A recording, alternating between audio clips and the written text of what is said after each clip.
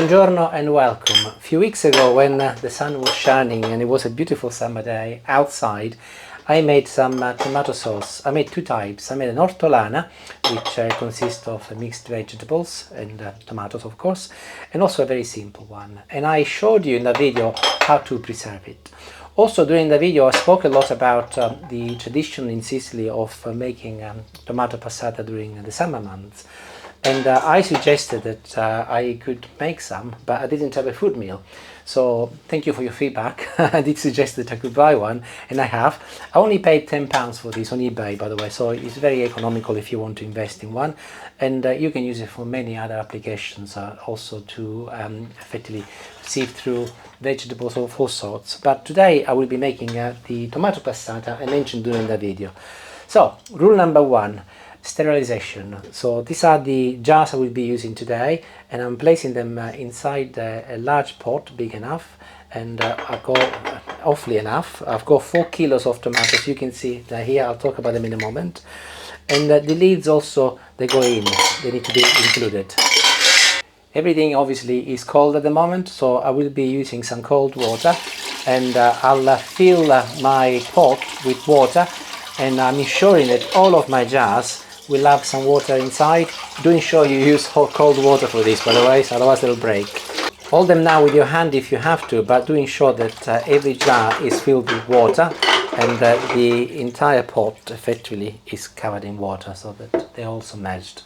And I'll turn the temperature up on maximum, and I'll wait until the water starts boiling. At that point I will lower the temperature to medium, but still a gentle boil, and I will leave them for about 10 minutes. Do not leave it on maximum, otherwise they could break as they will rattle. Another option is to put them in a dishwasher. I've seen people doing that, but you do need a very hot cycle, and about 70 degrees, and that tends to be quite expensive for just a few jars, so I would recommend to do this method. Or you can place them in the oven, so just give them a little gentle rinse like I've done, and then place them in the oven, obviously without any water, with this part facing up, and then you turn the temperature until it reaches 100 degrees, and as soon as you get the temperature, lower it to 70, and then leave them for about 10 minutes as well, and then leave them in the oven to cool down gently, because they'll be very hot. But trust me, this is the simplest and standard way of doing it, which has been done in Sicily for generations. So what tomatoes to use to make passata? I don't think there is much of a rule, as long as they are good tomatoes and they're nice and red, and you can see that these are absolutely beautiful, and also they're very economic. I have actually got here a family pack. Tomatoes ideal for sandwiches, but I've left them to ripen in my sound lounge for about 4 days, and they are actually not bad at all, and I will be give them this a wash. This is really important, by the way, washing them. So I'll go through each tomato, and I'll make sure that I scrub it, not just make sure that it's wet, and then I'll change the water twice effectively. And I'm now going through my second washing cycle, and I'm inspecting each tomato to ensure that there is nothing untoward, but these are actually perfect. Sometimes you might find there is the odd cat and they have gone off, so remove them if there is the case. But just absolutely wonderful, these are perfect, so that's enough. When my mum used to make this in Sicily, she would have used very small tomatoes, and almost like cherry tomato size. And all she would have done, because they were very small and very tender, she would have just gone along, put a little cross on the top like this, and put them in the pan ready for cooking. Now my tomatoes are considerably bigger than what my mum used to use, and if you look on the inside you got all this white flesh, which I don't want, but also the seeds are quite big. So I'm actually cutting them into 4, and I'm going through with a little paring knife, and this is the part I want to retain. And this is actually quite easy to do, because clearly the tomatoes are big, and I've only got 4 kilos after all, so I don't mind doing it. There are a few advantages of doing this ahead of time, by the way. The main advantage is the fact that this stuff doesn't cook very well, and it doesn't go through the food mill that easily. So by removing it ahead of time, and also by removing some of the seeds ahead of time, it will make the tomatoes considerably more easier to cook and tender, and it will be easier to process it later. The second advantage is that we are making passata, and passata tend to be a little bit denser than a normal tomato sauce, and effectively by removing all of this stuff, some of the liquid content which I would not want will be removed at the beginning. And also the third advantage is in case you do not have a fruit meal, and I will show you an optional way on how you can make passata. It's a little bit more fiddly, but if you remove the seeds and you're removing this white flesh ahead of time, you will find that also it will help. I'll show you that when we cross that bridge. And here's my last tomato, and I've managed to fill my pot to the top, and this is what I've got left from the process. I'm keen to see how much actually I have removed, so I'm going to wait. I'll get all of the juices in, and including all of my bits and bobs. I managed to make a mess as always. So I've got 1 kilo, so 25%, bear in mind I started from 4 kilos, is what I've extracted. And this is 1 kilo of sieving that I don't need to do, so you can see the advantage. So that's tip number 1. Also, you might be thinking, oh, that's a shame, that's gonna go in the bin. Most people would, not Francesco. I'll show you what I'm gonna do with this later. I'm going to briefly talk a little bit about garlic. Recently I made a video where I marinated some eggplants, and some of you have asked me, why didn't you put any garlic? 2 reasons. Number 1, Julie is not very keen on raw garlic and she thinks that the taste is too strong, so I don't bother. But also because of botulism. You need to be slightly careful, because if you're putting raw garlic in stuff that you're then going to be preserving for a long time, there is a risk of botulism. I know that the risk is very low, but it's there. So if you want to use garlic in any preserves like my marinated eggplants, just gently fry it first with some olive oil, not very hot, just enough to slightly cook it, and then you add the oil and the garlic in the jar with everything else, and that is considerably safer. Today I will be using garlic, and I've seen lots of people that put the garlic in the jar with the sauce, the raw garlic, and that again it's not ideal because there is a risk of botulism. So I'm going to show you something which is a little bit different. You might have not seen it done before, where I'm going to again add the garlic up front. So I've got here my tomatoes, and they're looking beautiful, and I've got 2 little heads of garlic. These are from our garden, and I'm going to put them whole as they are inside my my saucepan, and they will cook alongside everything else. If you have got big cloves of garlic instead of my little ones, just separate them with the skin and just put them loosely inside. This will partly cook the garlic ahead of time, and will release its beautiful flavor with the tomatoes, and as then I'll put it through the food mill, it will blend with my sauce and is considerably safer, and of course then it will finish cooking in the sauce with the second part. So if you like garlic, that is what I would recommend you do. If you don't want to do this, obviously you can always add garlic later when you're cooking your dish. You don't have to do it straight away, but obviously this is convenience because you will know that your sauce will have a little bit of flavor of garlic, if you like garlic, that is. So I have filled my pot to the very top. You can see that it's almost at the level, and I'll turn this on again, and maximum power once again, and there it is. And once it reaches the boil, and I'll show you, then it will cook for another 3 to 4 minutes, and then I'll turn it off. And back to my jars, which by now will be very well sterilized.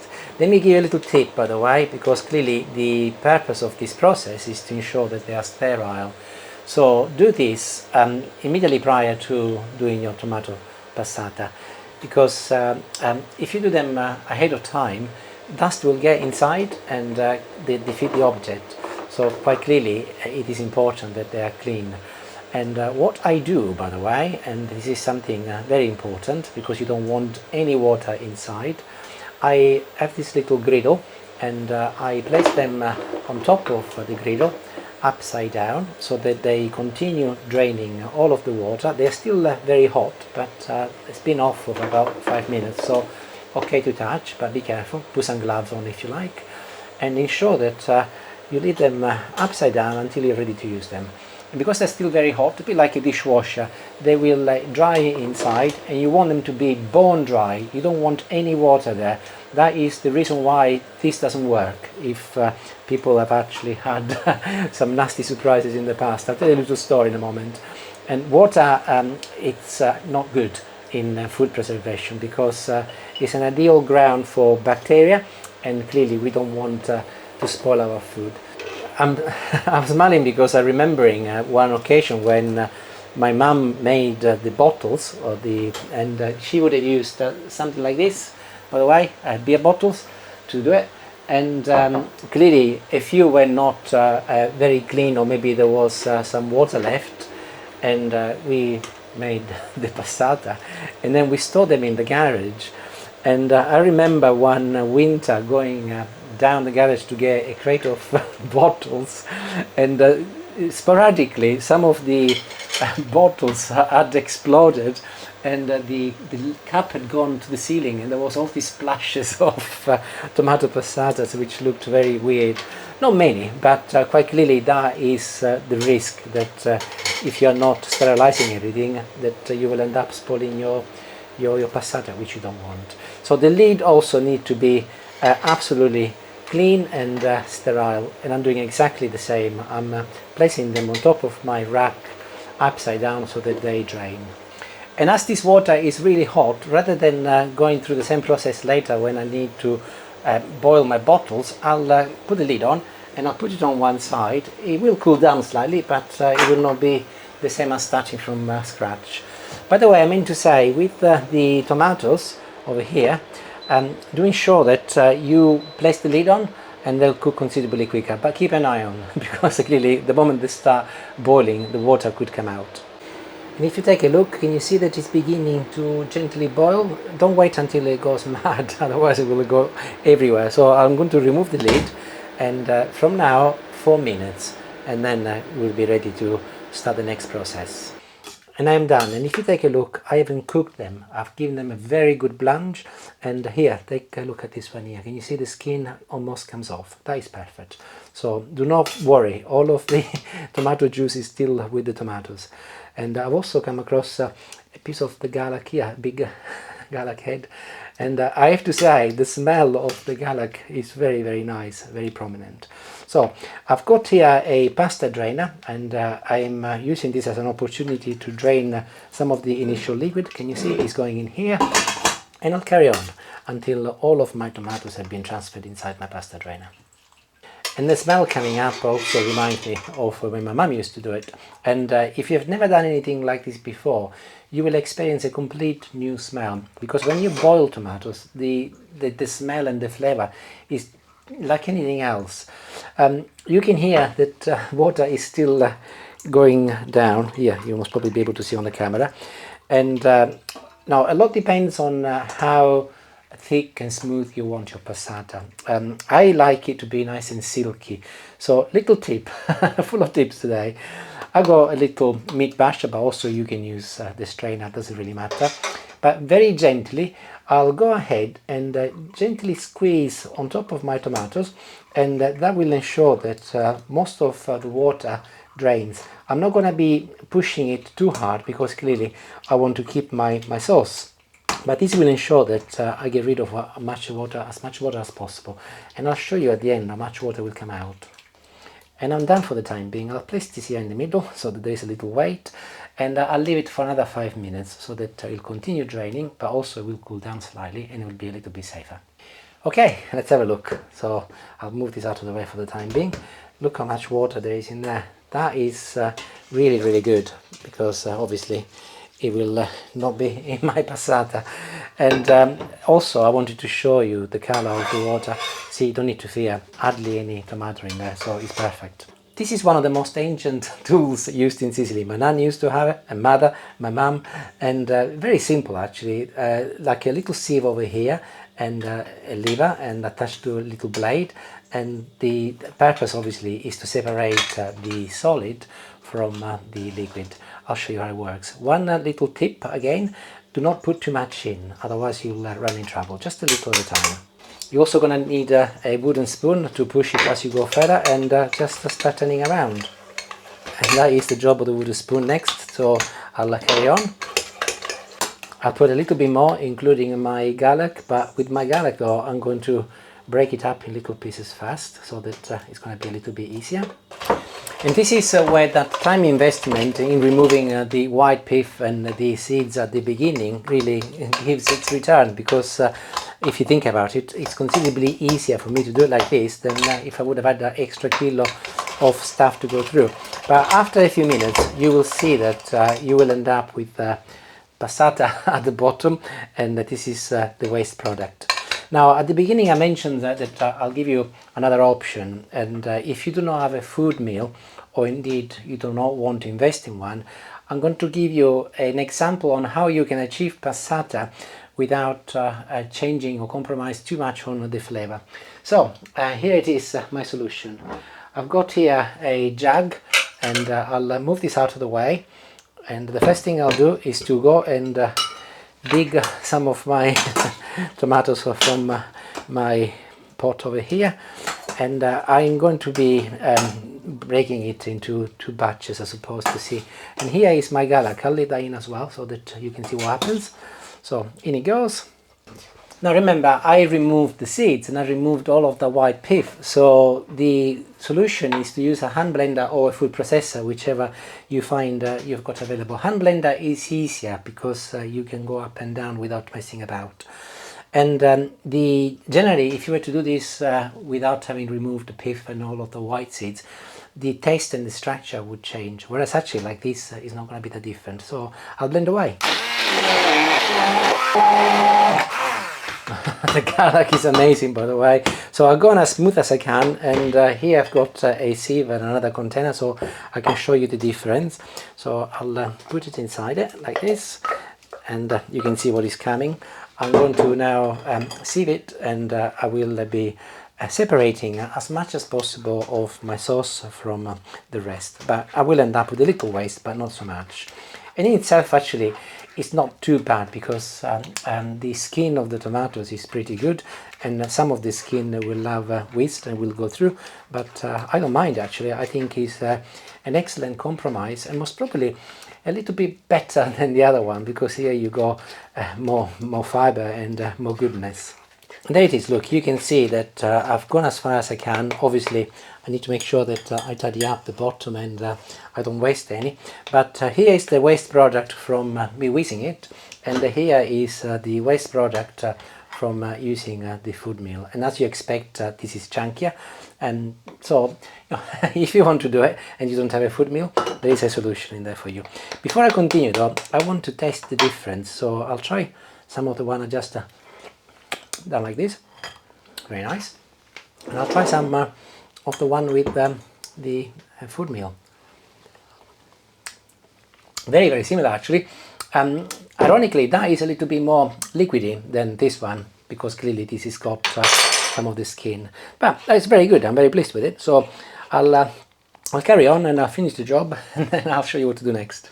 I do not normally use many bowls and jugs to do this, but I'm keen to show you what happens. So I'm now weighing the yield from my passata. So this is what I have processed using the food mill, and I've got a total of just over 1 kilo, but also I did a little demo with my sieve, so I'll add that to the rest.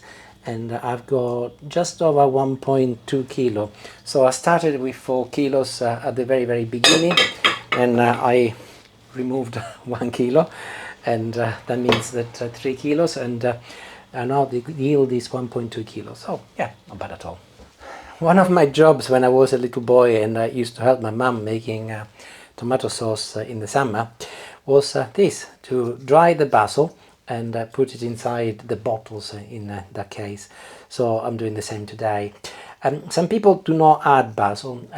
I always have, and I always will, because my mum used to, but you don't have to. The difference being that when you open your jar of sauce, obviously will be basil ready, and also the basil will release some flavor in the meantime.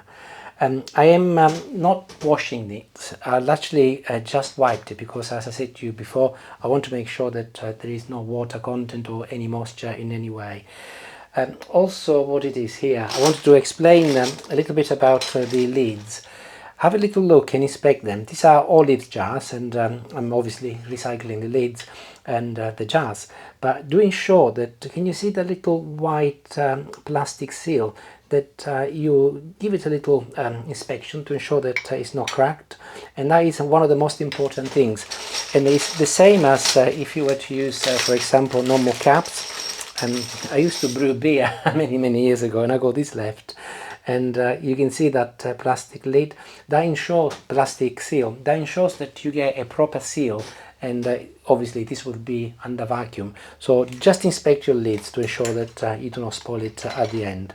And I've shown you this little tip before when I made tomato sauce in the summer. This is our dishwasher funnel, and I've also sterilized it, and it's incredibly easy to fill your jars because it's got a big hole, and immediately you don't have to mess about with a little funnel. And I'll just move it across and I'll start filling them. Look at the consistency. Can you see that it is actually passata, and this is good enough to eat as it is, by the way. You do not have to do anything to it if you want. It's just ready. However, do ensure that you do not go all the way to the top. If you look, I've actually stopped here about a couple of centimeters from the top, so that you leave a little bit of room for when it cooks. So I'll carry on and do them all. I thought I was going to make more, but with 1.2 kilos of passata, I think I should comfortably manage to fill 4 jars, and I think those are 300 milliliters each, so I should be enough for 4. We'll find out. And that is my last one, and I was almost right. There is a little bit less there, but that'll be fine. But if it bothers you, like it bothers me, go back to the other jars and just pinch a little so that they'll all end up being equal. You don't have to do this, it's just me being a little bit sad. And very simply, just as normal, use your hands and close the jar, and do not go too mad, by the way, just enough for it to seal. And that is, as you can see, I'm not applying too much strength, just enough to give it a good seal to the jar. Perfect.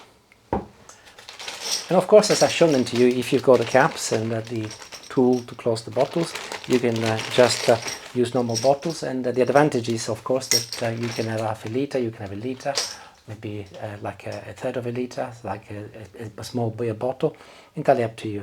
But I cannot find my tool, so I have decided to go for this, and I think this is a little bit easier. Time to finish the job. I'm on the home stretch. I've only got 4, so I've decided to use a smaller pot so that I do not need to use so much electricity. And here is my water, which is still hot from earlier. Ensure that you do not put cold water now, because the jars are obviously warm, and the risk is that if you put cold water, that they crack. So very gently ensure that you fill them up, and I'm gonna go all the way to the top, and then I will stop once I've got about 1 centimeter from the top of each jar, like this. Now I can turn this back on. I'll turn it on maximum, and then I will ensure that start boiling again. If you had more, by the way, put a little cloth to make sure that they do not break. But I've only got 4, so this is not necessary, so that acts as a little bit of a cushion. But I'll wait until this starts boiling, and then once it boils, I'll turn it down again on medium, and I'll leave it to gently boil for approximately half an hour, and then I'll turn it off and I'll show you what to do next. Well, pretty much done really. See you then. There are a couple of things that I don't particularly like when it comes down to food. The first one is food waste, and when people buy a lot more than what they need, and the food goes off and they throw it away. And sometimes actually they throw it away when it's perfectly okay. The second thing is something which has evolved over the last 10-15 years, and that is to do with the internet and lots of cooking videos, like mine, arguably you could say, where people cook, but they're not cooking in a very responsible way. And they generate a lot of unnecessary waste, because the intent and purpose is not to really cook, is to make a video so that they can make some money, I suspect. And I think that is very irresponsible, because people tend to watch a cooking video because they want to learn, or because they want to find some alternatives, and it does really wind me up, I have to say. So what I'm doing right now, it's something which is very unusual, and you're thinking, what is he doing? I'm actually making use of as much of my tomatoes that I removed at the beginning as possible. So I'm eliminating as much as possible the white pith, which I don't really want, and I'm keeping the seeds and the skin where I can. And as I've got about a kilo left over, you can see that there's going to be quite a lot in there. And if I show you inside my bowl, in the meantime, can you see that? I'll just pour it over here. That is all tomato juice, if you like, and there is absolutely nothing wrong with it. And I'm going to make a pasta, and I'm going to show you how delicious it's going to be. Well, you'll have to believe me, but I know that it's going to be very delicious already. And there it is. Look, I just finished. I've managed to recover about 50% of it, and here is more juice, so I'll pour that in here. And I wanted to also show you, this is the extent of the waste from earlier. So if I now add the new waste, that can be pretty much, trust me, I'm not going to do anything for cooking with this one, but it will go to Julie, and we got compost bin and perfect fertilizer, so nothing goes to waste. So time to walk the talk. Let me show you. So I've chopped in relatively small pieces a carrot, a few mushrooms. This is a yellow pepper, red, green, doesn't really matter. A red onion, again, white or red, and a couple of little cloves of garlic, but I forgot to actually crush them. So I'm going to use the blade of my knife and go on top of them and crush them, like this. So my hob is back on, and I'll place a little olive oil in a saucepan, just like this. And in no particular order, I'm adding everything together.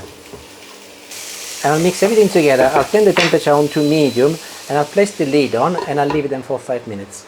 And I'll make this dish very Sicilian. So I've got here an aubergine which I have sliced anything between half a centimeter and a centimeter.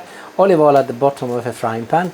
I'll use one of the aubergines, the side where there is the skin, to spread it across the entire surface, and I'll place them inside it.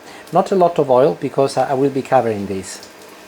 The lid goes on, and they will be ready to be turned around in about 5 to 7 minutes. This is a very healthy way to cook eggplants, rather than using tons of oil, because the heat gets trapped inside the pan and they cook in their own steam, and obviously the oil will release also some flavor. So I'll show you what they look like in about 5 to 7 minutes. So back to my vegetables, which have softened up. Look at them, they look absolutely lovely. So this is a good time to now add the rest of my tomatoes. And whilst I remember, and then I can forget, I always say that, pepper goes in next, and a pinch of salt. Very optional, but if you like herbs like oregano or thyme, this is the time to add it immediately after the tomatoes. So I'm going to add a pinch of oregano in my case. And as soon as the tomatoes start boiling, I'll place the lid once again, and I'll turn the temperature down on medium, and I'll leave it to gently simmer for 15 minutes. Let's take a look. Oops, I can see that it's done. There you go, look. Can you see that beautiful color, translucent? That means that that side is cooked. So I'll turn them all around another 4 or 5 minutes, and they'll be ready. 5 more minutes and the sauce is ready, but if you take a look, it's a little bit more watery than I would like it to be. So for the last 5 minutes, I'll turn the temperature up a little, and I will remove the lid, and some of the water content will evaporate. Pasta goes in over some salted water. Choice of pasta entirely up to you, but do make sure that it's just 1 minute before al dente, and I'm going to add it to my sauce now, and I'll finish cooking it in here. And while still on a medium temperature, I'll mix it together for about a minute, enough for the pasta to absorb some of the lovely sauce, because it's a little bit watery, and also to finish cooking it. No more than a minute, otherwise you will end up overcooking your pasta. This is something which I've inherited from my mum. A touch of olive oil, and also some more fresh basil goes on top. And if I find the lid over here, I'll give this a mix once again, and I'll close the lid on, and I will leave it for 1 more minute. Okay, we are nearly there. So I've got some Parmigiano cheese or pecorino, whatever you've got, and now that it's cooked, I'm going to be grating some on top of my pasta. Entirely up to you how much you put in, but I'm going to be putting a couple of the size spoons. One more tip, always leave this to the end. If you put it while the pasta is cooking, your cheese will get attached to the side of the pan, which you don't want. So this is ready. I'll mix it, and I'll show you how I do my Sicilian portion. So there you go. Let's put this on one side. I'll get my little plate, and I'll start very much with my eggplants. So I'll pick one whole one, and I'll put that at the bottom. Let's give this one a final mix, and I'm going to scoop some of this beautiful pasta and place it on top of my eggplant, just like this. And this is another slice which I have sliced in little pieces, and I'll put this on top, and I'll finish the dish with a little basil at the very top to garnish it, and it is ready. So all I need to do is to taste it. I'll taste it from here, as I will be using this to take a picture, and I'll tell you what it's like. And I'm convinced that this is going to be absolutely wonderful. I just got a little carrot. It's delicious. And what makes it better is the fact that I've used the tomatoes which would have otherwise gone in the bin. Delicious, honestly. And it's so simple, you saw me making it, and so tasty and so satisfying. Let me show you the passata, which is now cooked. So, and it's finished. I'll bring this over here. I'll move this out of the way, over here. And the water has cooled down slightly, has been off now for a good 30 minutes. And here they are, look, there's little for me to show you, rather than they are warm, not hot, and safe to touch. So leave them to become safe to touch, and then they can come out, and they will go in a cool and dry place, normal room temperature. And the seal has worked very well because there's a vacuum in there.